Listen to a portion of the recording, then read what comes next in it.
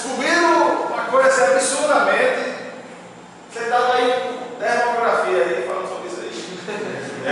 Foi uma coisa assim revolucionária. Trocar o defunto do 5 não salvou aí bilhões de arquivos que iriam ser perdidos. Você não consegue imaginar quantos arquivos deixaram de ser perdidos apenas porque a confirmação foi defunto ou não. Mas mesmo assim o usuário ainda está presa sem querer, né? Sem querer, querendo. Aí o que fizeram? Lixeira.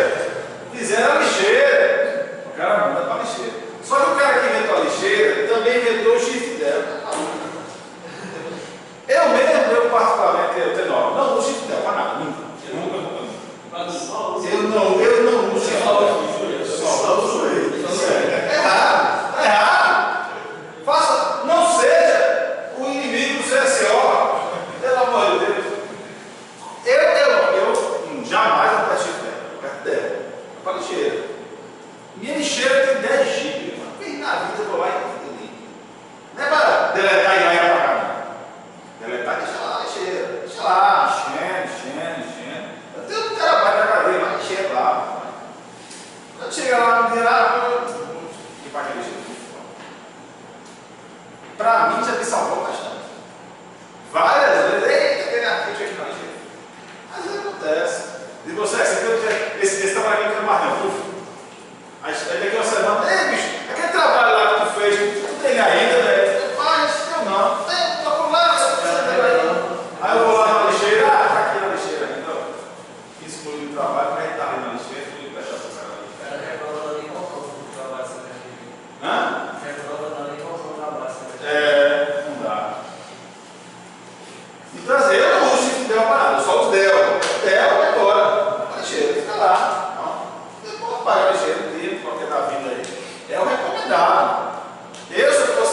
Se eu fosse da equipe que vai criar esse lá, teria esse negócio de Dell. Esse negócio aí, deixa Dell, acabou. Então dá na lixeira. O carro dele vai lá, lixeira e apaga. Mas na lixeira eu boto muitas confirmações. Tem certeza? Oi, sim ou não? Oi.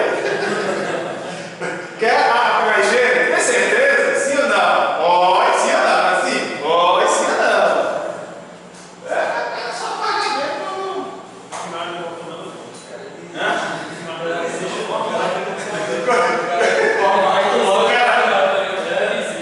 O cara vai bem assim, gravando assim, confirmação, sim, não. O cara vai com o mouse aqui, tudo no mouse, toca nele e vira não. Aí vira assim, ó. Aí quando você bota o mouse aqui, ele vira não, você vira assim. Você não vai pagar mesmo esse negócio. Vou deixar o arquivo lá. Certo? Proteções aí, pronto, eu chamo de arquivo.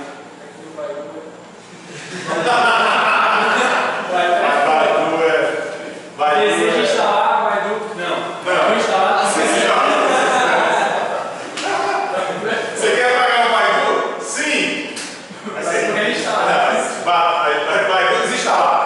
Beleza. Você abre lá de novo. Cadê o cheiro? Baidu ativo. Baidu matando você. Apagar o Baidu.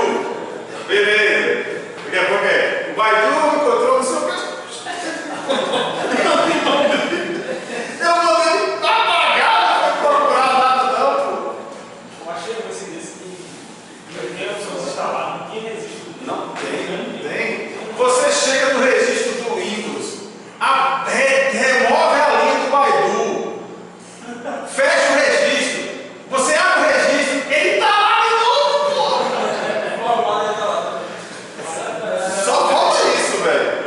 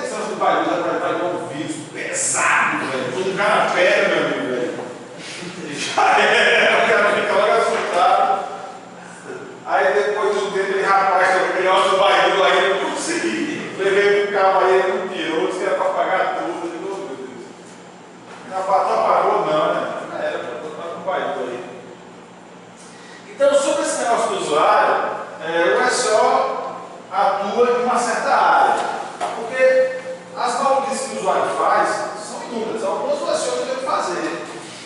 Né? Sei lá, o cara pegou o HD e foi lavar a HD. Mas fica mal o negócio, né, velho? O cara foi, tá sujo o CD, vou passar um bombril no CD. Não dá, vai arranhar o negócio ali. Então, assim, quando existe dois tipos de falha: a falha externa ou a falha interna. A falha externa é essas coisas que o usuário faz com o hardware que não tem o que fazer, né? Pegou fogo lá, derreteu, não tem o que fazer, não fazer isso aí nada. Então são as falhas externas, aquelas acidentes, essas coisas aí, essas destruições do HD, não tem o que fazer.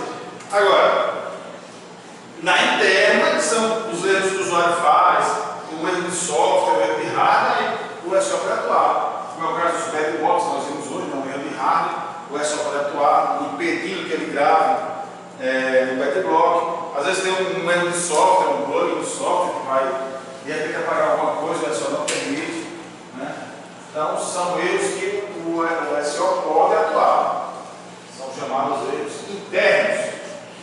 As falhas internas que podem acontecer por conta de erros do usuário, erros de hardware, erros de software.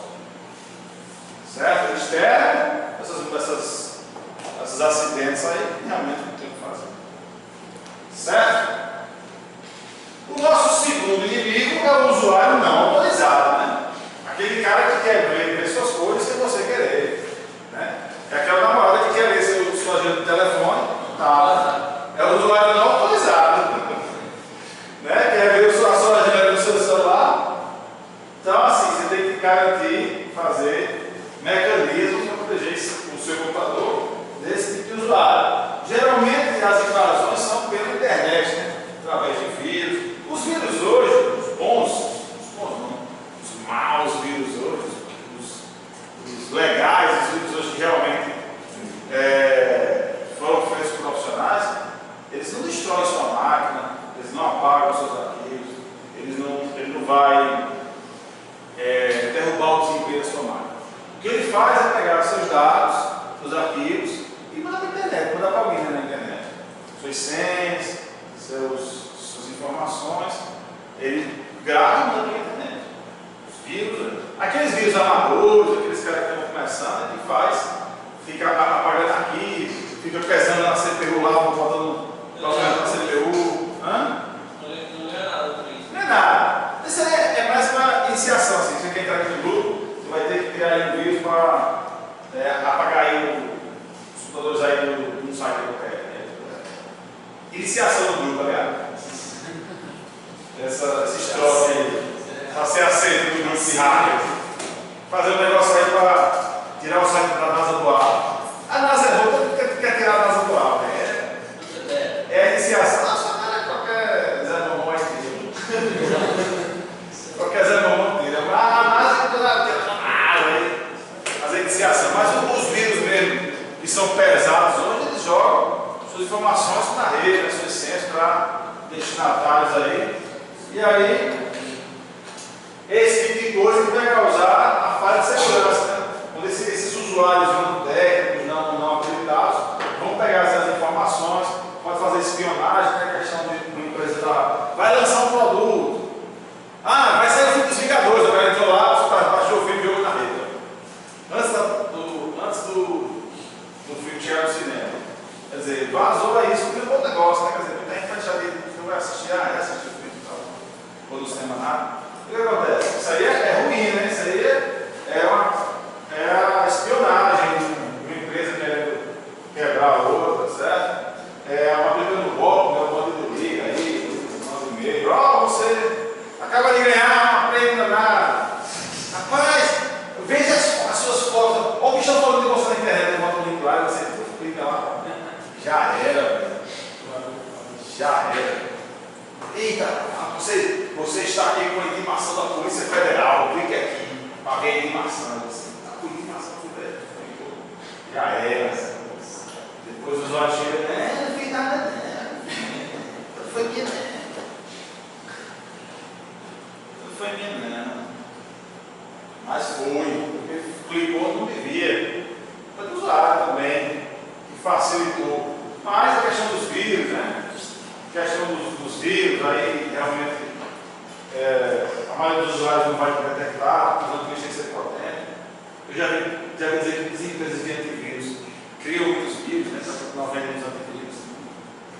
Vírus novo, aí tem o meu antivírus aqui resolve. Na verdade, ele já tinha o antivírus, já tinha a vacina antes do vírus, né? Criou a vacina, já o vírus, espalha. Eu li por aí, não sei se realmente, espero que não aconteça isso. Espero que não seja assim.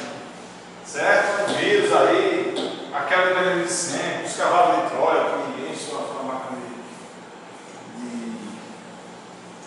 de ataques, ou transforma sua máquina em slave. Né? Às vezes o cara quer derrubar um servidor. Como é que você derruba um servidor fácil? Manda um bilhão de requisições para o servidor, ele vai cair. Você fala, como é que eu vou mandar 1 bilhão de requisições para o servidor? Você manda 1 bilhão de máquinas mandar uma requisição. Aí você espalha o vírus, todos eles espalhar. Quando der aquele horário, se a máquina estiver ligada, aí manda a requisição para aquele servidor. No mundo todo mundo ao mesmo tempo, é derrubar. Sua máquina pode ter sido já usada várias vezes para derrubar sites por aí. Pode ter sido. Os voos por aqui, os estão talvez. Fazer o quê? Mandar o acesso. Na hora que o computador acessa, se você sabe o modo disso. Você não tem feito isso? Não é isso não. Isso aí, né? Isso é o que eu acho, porque deve ter dado uma eu fui acessar. Toda vez que eu acessava, usava o computador comigo. E aí, alguém se desenvolve só sobre isso. Pode ser também. Quem sabe? Quem sabe? Essas falhas aí realmente têm que ser atendidas para resolver isso aí. Então, eu tenho um inimigo, o usuário autorizado, né? O usuário não autorizado, que cria vírus, que cria essas ameaças, e os mecanismos do SO. O próprio SO é inimigo dele mesmo. O SO é um aplicativo, silêncio. O SO é um aplicativo, é grande, pode ter bugs. Dentro do SO tem duas partes. Tem o kernel, que é a parte protegida, a parte que o usuário não mexe, mas tem a parte de alto nível. Essa parte de alto nível, o usuário mexe como quer, e essas mexidas aí podem danificar os arquivos também. Ele tem que proteger o SO dele mesmo, das alterações que o usuário vê nele, dos bugs que ele pode ter. Então, eu tenho que prevenir isso aí para proteger os arquivos da máquina virtual do SO, do próprio SO. Certo? E aí eu tenho muitos mecanismos de proteção, né? Botando senhas, boto senha para cada usuário. Quando o usuário entrar, só vai enxergar os arquivos dele, né? Hoje você cria um usuário, vai ver o desktop, cada usuário tem o seu desktop diferente, com os links diferentes, com os arquivos diferentes. Né? Criptografia, autenticação, definição biométrica, né? Botar o dedo, a íris, ou outros elementos únicos por pessoa. Alguns. Esse negócio, por exemplo, do dedo da digital, isso aí já é, né? Já tem que pular isso aí. Nós já vimos vários casos, né? Teve um caso aí do médico que fizeram de silicone, que estavam lá botando o dedo dele. Já é possível você imprimir uma digital de alguém no papel, bota qualquer no leitor e o leitor reconhece. Tem um formato específico que, se você imprimir nesse formato, o leitor reconhece como se fosse o dedo. Então, o digital está fraco. Tem que ter outras coisas aí para poder melhorar a segurança. Então, antivírus, firewall, assinatura, o encarceramento, que é o que eu falei, de blindar o arquivo e testar ele antes de colocar na HD. Então, tem uma série de elementos de segurança. Os domínios de proteção. Domínio de proteção. Quando eu pego um arquivo, ou um grupo de arquivos, e coloco nele os direitos que o usuário vai ter. Domínio de proteção. Eu tenho um coordenador objeto, direitos. Então, por exemplo, tem um arquivo, que é um objeto, e os direitos dele, se ele pode ler, se ele pode só ler, se ele pode alterar, se ele pode apagar. No Linux, por exemplo, ele usa os bits RWX para atribuir os direitos. O R é leitura, o W é escrita, o X é execução. Então, se tiver tudo zero, você não faz nada com o arquivo. Nem lê o arquivo. Só sabe que ele existe, mas não vai ler, não vai apagar, não vai nada. Nesse tiver o R em 1, os outros em 0, aí você vai só ler, não altera, não apaga, não faz nada. E aí, ó, ele pega para cada domínio, para cada nível de domínio, ele bota os direitos daquele domínio e usa para aquele determinado arquivo. Então aqui o domínio 0 do SEO, depois os administradores que usam os aplicativos críticos, depois o CMD de avaliação, depois aí o usuário final, os alunos e tal. Aí faz domínio. Esse usuário pode digitar, pode escrever tal, esse pode. São os domínios de proteção. Quando ele cria um par ordenado, o par, era para aqui esse par, o par objeto de direito. E aí ele vai dizer o objeto, o arquivo. Esse arquivo aqui, o usuário tem esses direitos. Esse usuário tem esses direitos. Certo? Por isso vai comentar o plano. Aqui dá certo, ele vai. Ok? É claro isso aqui? Entenderam? Sim. Com isso, concluímos o nosso quarto módulo. Na próxima semana, terça-feira, a gente vai recolher o quarto exercício, está no site já, né, do módulo 4, de arquivos. Hã? Já é para a segunda nota, já é para a segunda prova, lá no final do semestre. Próxima terça, agora? Terça. Por que não vai estar na terça? Terça-feira. Você vai ter o final de semana todo para fazer? Não, obrigado não. Já sabe. Obrigado não. Tem muita gente que já passou sem fazer exercício nenhum. Não sou desse não. Entendeu? Isso é obrigatório. A prova teste é muito bom. Prova teste, exerção. Não é obrigatório. Já tem gente que não fez exercício. Os primeiros aí ele fez. Fez vai passar. Mas tem gente que não passa cada vez dos exercícios. Tem também. O cara sabe que não fez exercício. Então, só não pode fazer exercício não. Entendeu? Posso entregar hoje? Não. Entendeu? Entregou no prazo, velho. É aquela coisa. Mas não é obrigatório, não. Vamos lá. Fernando, capítulo 4. Começando o capítulo 5. Memórias. Alguma pergunta sobre o capítulo 4? Não, pergunta. Memórias. Fala em memórias porque são várias memórias do sistema. O sistema tem um conjunto diverso de memórias. Hã?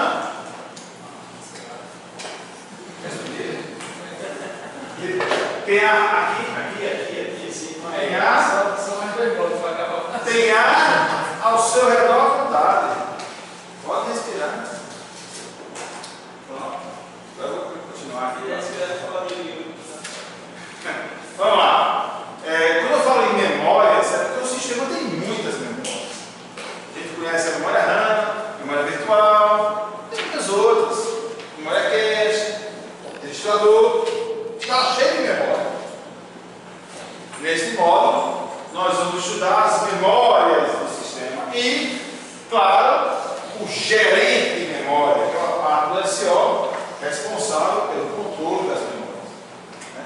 Por disponibilizar as memórias para os processos de usuário, certo?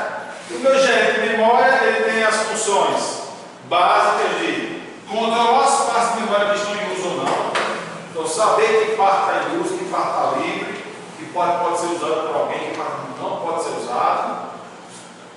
Disponibilizar, alocar a memória para os processos. O processo que está precisando de 1 GB de memória, vamos alocar 1 GB de memória para ele. Está precisando de 100 MB de memória, vamos alocar 100 MB de memória para ele.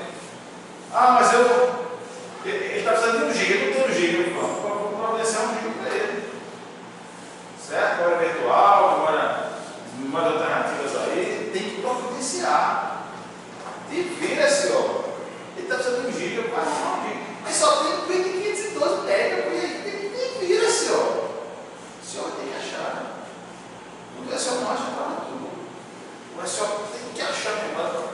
mesmo que ela não existe.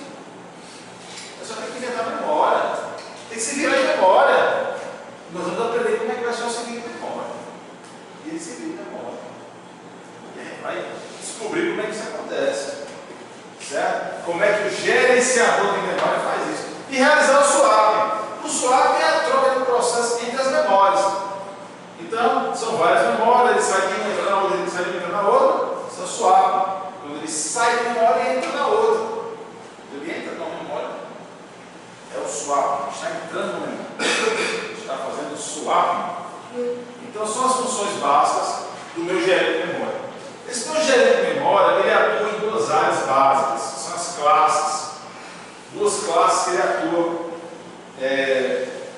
diretamente. Ele atua na memória, nas memórias e entre as memórias. Né? Então, ele tem a memória RAM, principalmente, né? Que é fixa, tem um tamanho específico, estático, certo? Ele conhece o tamanho da memória, ele vai trabalhar dentro da memória. E tem a classe onde ele trabalha entre as memórias, trocando os processos entre as memórias, colocando o processo em outra memória, diferente da memória que ele está. Certo? Então, são as duas atuações básicas do meu gerente de memória. Certo? Agora, vamos observar um pouquinho a história das memórias. Vamos conhecer um pouquinho da história das memórias. Primeira geração, não tinha SO. O cara programava diretamente no hardware. Também não tinha memória. Memória, como a gente conhece hoje. Não tinha. Memória era um cartão perfurado, era uma fita externa, era memória, uma fita. Isso um rolo de 29. Memória é capa fita. Capa fita. A fita de. Aqueles rolos enormes dava 100 KB. 100 KB de memória. Uma memória que não acabava mais. 100 KB de memória era memória assim, absurda. Dava para rodar todos os aplicativos que na época e mais. Os 100 KB de memória. Na fita, não era na RAM, era na fita que ele tinha. Era rápida, você sujar a fita, meu amigo. O cara tem um cartão perfurado, com uma fita magnética. Cara, poxa, agora. Agora sim, pau na porra. Eu ficava lá botando cartão, agora bota lá aquele rolão lá, aperta o play. Olha. Aí é memória, bicho. É memória. Vocês querem ver um troço aqui que está funcionando? Assista aquele filme, O Jogo da Imitação. Muito bom isso. Tá? Não sei se está no cartaz aí, né? Alan Turing. Alan Turing é O Jogo da Imitação. É sobre a vida de Alan Turing.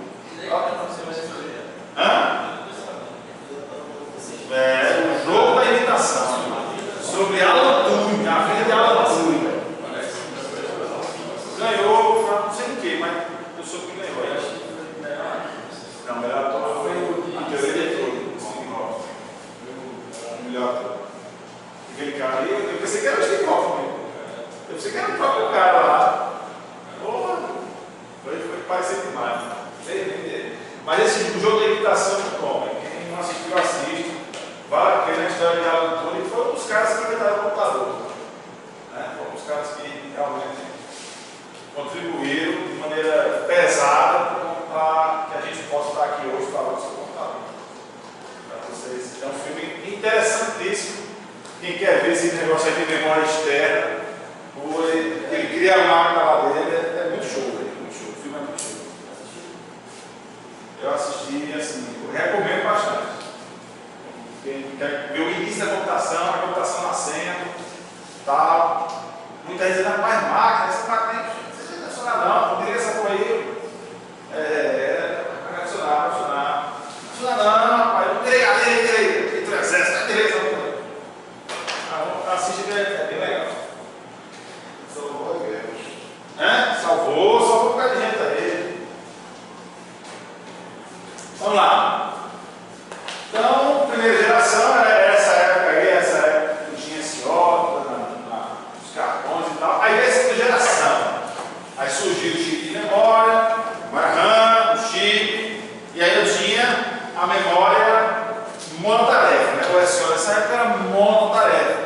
Então a memória tinha uma parte para o SO, e geralmente era 640 KB para o SO, dava bastante para não sobrar, e o resto para o aplicativo.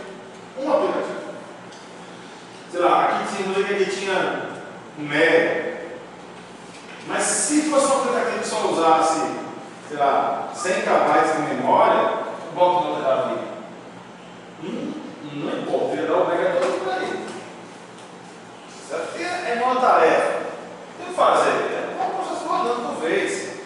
Então, esse processo rodando tinha toda a memória disponível para ele. Nessa época aí, surgiu as divisões de memória. Eu tinha a chamada memória convencional, que era a memória do SO. Ia de 0 a 640. Era convencional.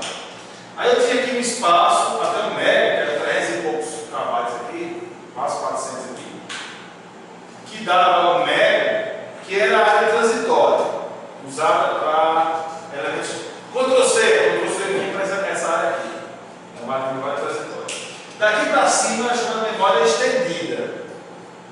Né? Quem usou até os 3.11, talvez 95, não sei. Deve ter visto muito ele testando memória estendida. Testando memória estendida. Era uma memória que lembrou, né? O Intel está testando essa memória estendida. Depois se concluiu. Tinha esse teste aí. Que ele ia até onde fosse o limite do bem de memória. Na época era 16, 32, 64 MB. Né? Aí, para usar mais memória, o que eles fizeram? Começaram a usar esse espaço aqui, que era de transitória, para rodar os aplicativos. E aí começou a chamada memória expandida. Essa memória, esse espaço que era usado só para transitória, agora também está sendo usado como memória normal para aplicativo, certo? Para nosso aplicativo. Aí depois surgiu a multitarefa,